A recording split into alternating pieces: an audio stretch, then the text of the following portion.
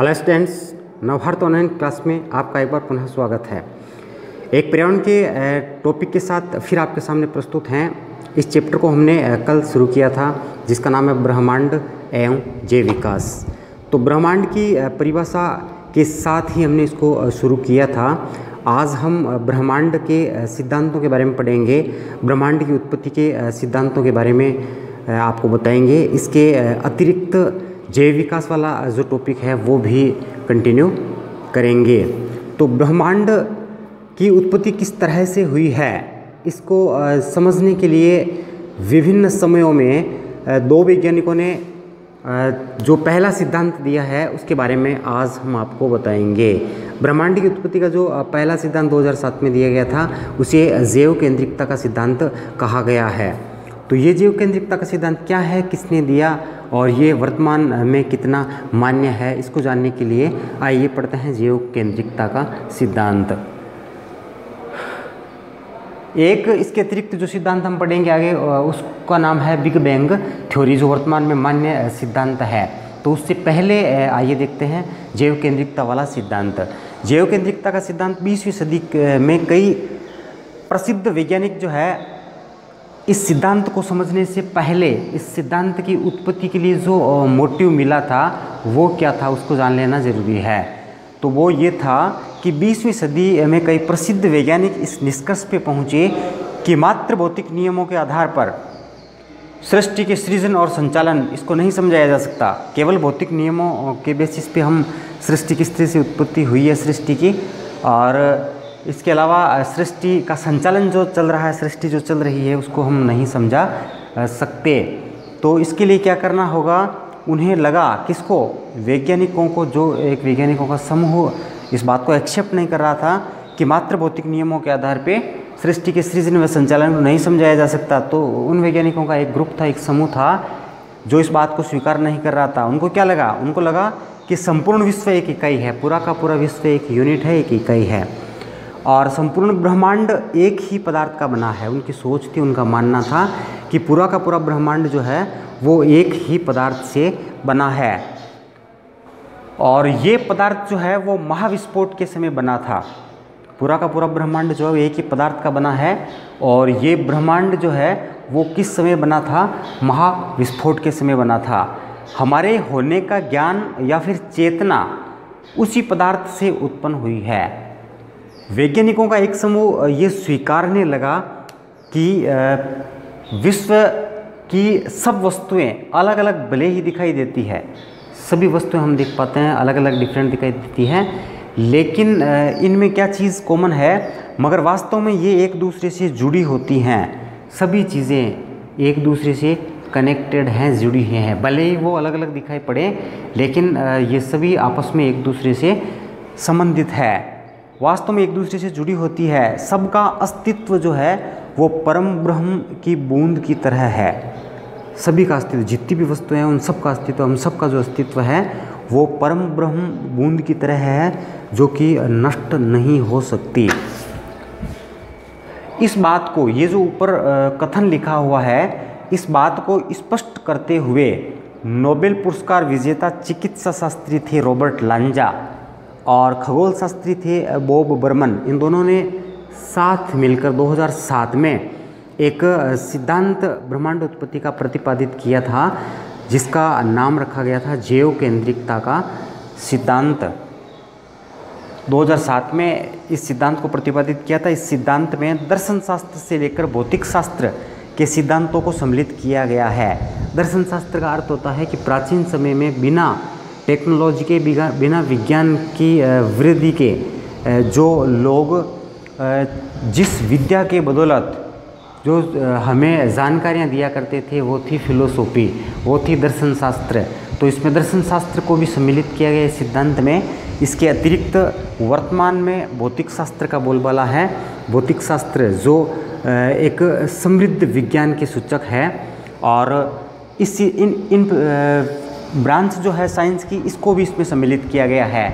यानी प्राचीन विज्ञान और आधुनिक विज्ञान, इन दोनों को सम्मिलित इसमें किया गया है। किसमें, जैव केंद्रिकता के सिद्धांत में, जो किससे संबंधित है, ब्रह्मांड की उत्पत्ति से संबंधित ये एक सिद्धांत है।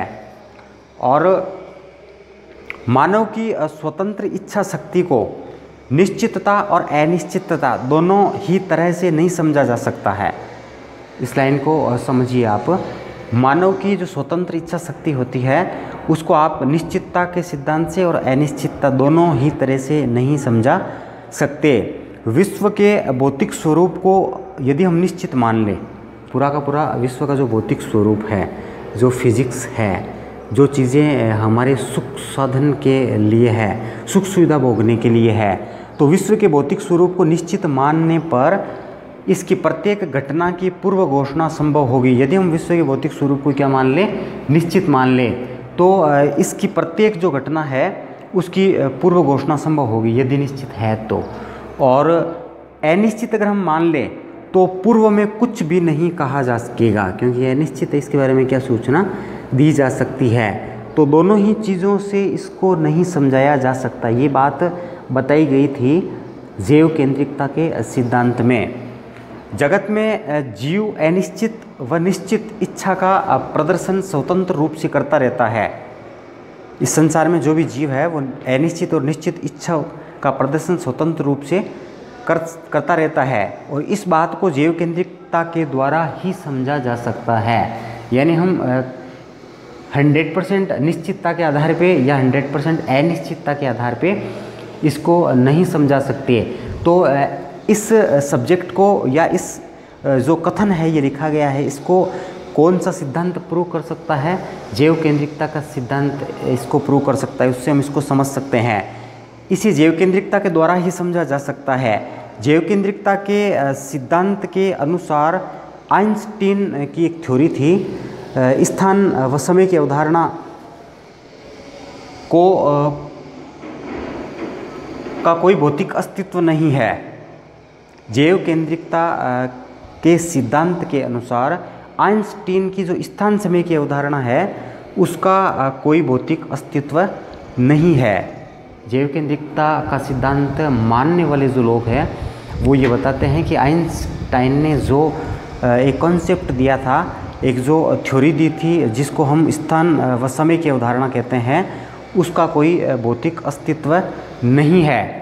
जो उसने बात बताई थी उसका कोई भौतिक अस्तित्व नहीं है। यानी जैव केंद्रिकता के सिद्धांत के अनुसार वो उन कारणों की वजह से नहीं है, या उस थ्योरी को आइंस्टीन ने जिस हिसाब से एक्सप्लेनेशन दिया था, समझाया था, तो उसका कोई आधार नहीं है, बल्कि ये सब मानव चेतना की अनुभूतियाँ मात्र है। ये जो भी स्थान समय की अवधारणा के पीछे जो पहेली है वो है मानव चेतना। यानी मानव चेतना की मदद से इसको समझा जा सकता है, भौतिक अवधारणा के से इसको नहीं समझाया जा सकता।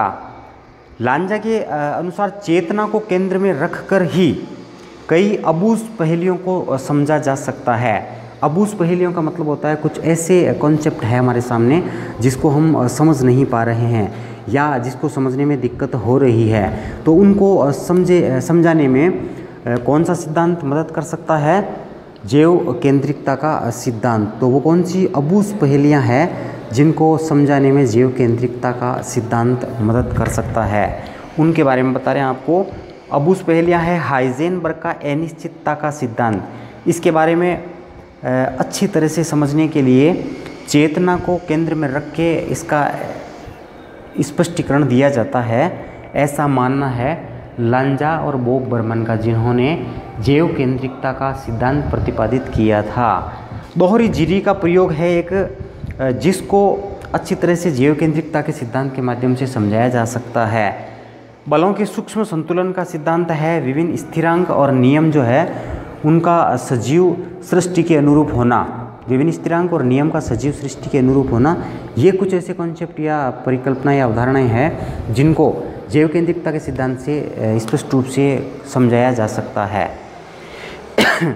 और बाकी भौतिक और रासायनिक विज्ञान की दृष्टि से देखा जाए तो ये अबूझ पहेलियाँ हैं, इनके बारे में अच्छी तरह से क्लेरिफिकेशन जो है वो नहीं दिया गया है। तो कौन सा सिद्धांत इसका क्लेरिफिकेशन दे सकता है?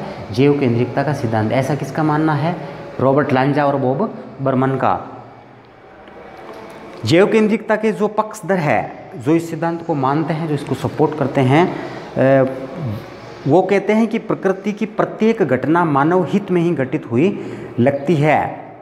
उनका ये मानना है कि पृथ्वी में या प्रकृति में जो भी घटना होती है वो मानव हित में ही घटित हुई है। और इसके लिए उन्होंने एक उदाहरण भी बताया है कि जैसे अरबों वर्ष पूर्व उल्कापात हुए थे, उल्काएं गिरना, उल्काएं बहुत अधिक गिरी थी, एक समय था जब, और इन उल्काओं के गिरने से बहुत बड़े जीव उस समय प्रकृति पे पाए जा रहे थे जिनका नाम था डायनासोर। ये डायनासोर जो है वो इन उल्कापात की वजह से नष्ट हो गए थे। तो ये एक पूर्व नियोजित घटना थी, ऐसा मानना है जैव केंद्रिकता सिद्धांत के पक्षधरों का। और यदि ये कह रहे हैं कि यदि ये एक पूर्व नियोजित घटना नहीं होती तो बड़ी उल्काएं भी गिर सकती थी और बड़ी उल्काओं के गिरने से स्तनधारी जो है वो भी समूल नष्ट हो सकते थे।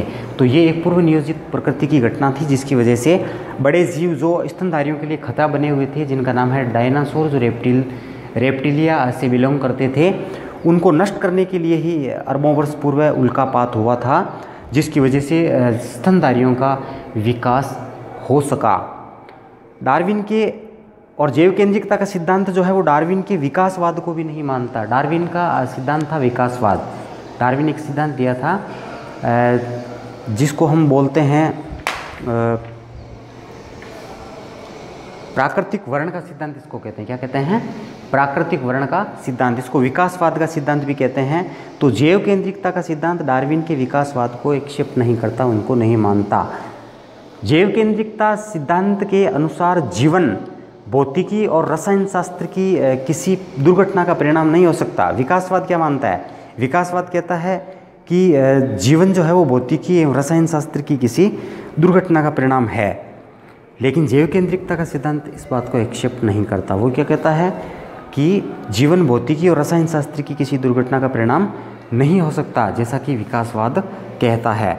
तो ये बात जो है वो जैव केंद्रिकता के सिद्धांत के माध्यम से बताई गई, विकासवाद का ये खंडन करता है। तो कौन सा सिद्धांत सही है और कौन सा सिद्धांत गलत है, इससे कई सिद्धांतों को सपोर्ट मिलता है, कई सिद्धांतों का इससे खंडन होता है। और इसके बाद में हम ये देखेंगे इस ब्रह्मांड उत्पत्ति का जो दूसरा सिद्धांत है बिग बैंग थ्योरी के बारे में। हम देख रहे थे ब्रह्मांड की उत्पत्ति को समझाने वाले सिद्धांतों के बारे में, जिसमें हमने देखा था जैव केंद्रिकता के सिद्धांत के बारे में। और अब जो दूसरा सिद्धांत है उसके बारे में हम देखेंगे, जिसका नाम है बिग बैंग सिद्धांत, बिग बैंग थ्योरी। ये क्या है इसके बारे में देखिए। ये सर्वाधिक मान्यता प्राप्त सिद्धांत है। ब्रह्मांड उत्पत्ति के जो जितने सिद्धांत दिए गए उसमें से ये मान्य सिद्धांत है। यानी इससे पहले वाला जो सिद्धांत था जैव केंद्रिकता का सिद्धांत, उसको उतनी मान्यता प्राप्त नहीं हो पाई। बिग बैंग थ्योरी भी जो पहले दी गई थी वो इतनी मान्य नहीं थी। इसका जो परिवर्तित रूप है वो सर्वाधिक मान्य है। ये सिद्धांत क्या कहता है? ब्रह्मांड उत्पत्ति से लेकर उसके विकास के विभिन्न चरणों को समझाने में सफल रहा है और यही कारण है इसके सर्वाधिक मान्यता मिलने का। इस सिद्धांत के अनुसार ब्रह्मांड की जो उत्पत्ति हुई है वो एक अत्यंत सघन और अत्यंत गर्म पिंड से 13.8 अरब वर्ष पूर्व महाविस्फोट के कारण हुई है। इस सिद्धांत का मानना क्या है कि ब्रह्मांड की उत्पत्ति एक अत्यंत सघन और अत्यंत गर्म पिंड से 13.8 अरब वर्ष पूर्व किसकी वजह से हुई है? महाविस्फोट के कारण हुई है। किसी वस्तु में जब विस्फोट होता है तो उसके टुकड़े दूर दूर तक फैलते चले जाते हैं। ब्रह्मांड के भाग भी अभी भी इसी तरह से, चूँकि महाविस्फोट हुआ था इसीलिए अभी भी लगातार फैलते हुए एक दूसरे से दूर जा रहे हैं। ये इस थ्योरी का जो मेन पॉइंट है वो है। और इस अवधारणा के पक्ष में विज्ञान ने कई प्रमाण भी जुटाए हैं। तो ये यहाँ पे 4 प्रमाण लिखे हुए हैं जिसकी वजह से ये थ्योरी जो है वो स्पष्ट हो पाती है। पहला इसका प्रमाण है ब्रह्मांड में हल्के तत्वों की अधिकता। दूसरा इसका प्रमाण है अंतरिक्ष में सूक्ष्म विकिरणों की उपस्थिति। तीसरा इसका प्रमाण है महाकाय संरचनाओं की उत्पत्ति। और चौथा इसका जो प्रमाण है वो है हब्बल के नियमों को समझाने में सफलता मिली है। तो इन 4 प्रमाणों की वजह से इस सिद्धांत को सर्वाधिक मान्यता मिली है। ये सर्वाधिक सफल होने का जो रीज़न है वो ये है। तो इसके बारे में अभी हम और विस्तार पूर्वक पढ़ेंगे नेक्स्ट क्लास।